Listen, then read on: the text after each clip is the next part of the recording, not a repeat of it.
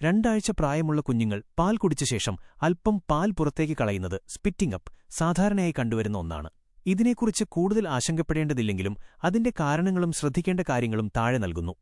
സാധാരണ കാരണങ്ങൾ: അപൂർണമായ ദഹനവ്യവസ്ഥ. കുഞ്ഞുങ്ങളുടെ ആമാശയവും അന്നനാളവും തമ്മിലുള്ള വാൽവ് പൂർണ്ണമായി വളർച്ച പ്രാപിക്കാത്തതിനാൽ കുടിച്ച പാൽ എളുപ്പത്തിൽ തിരികെ വരാൻ സാധ്യതയുണ്ട്.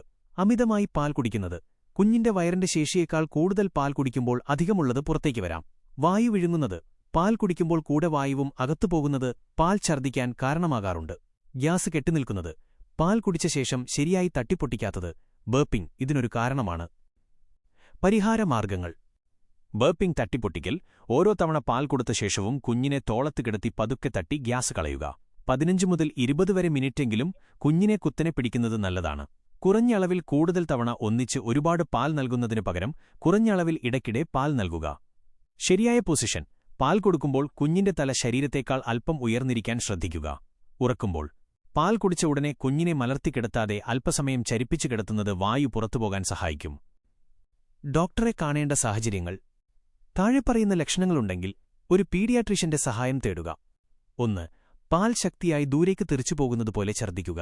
Projectile vomiting. 2. ഛർദ്ദിക്കുന്ന പാലിന് പച്ചയോ മഞ്ഞയോ നിറമുണ്ടെങ്കിൽ. 3. കുഞ്ഞിന്റെ ഭാരം കുറയുകയോ അല്ലെങ്കിൽ കൂടാതെയിരിക്കുകയോ ചെയ്യുക. 4.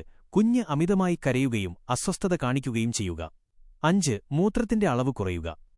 മിക്കവാറും കുഞ്ഞുങ്ങൾ വളരുന്നതിനനുസരിച്ച് ഏകദേശം 6 മുതൽ 7 വരെ മാസം ഈ പ്രശ്നം തനിയെ മാറിക്കൊള്ളും.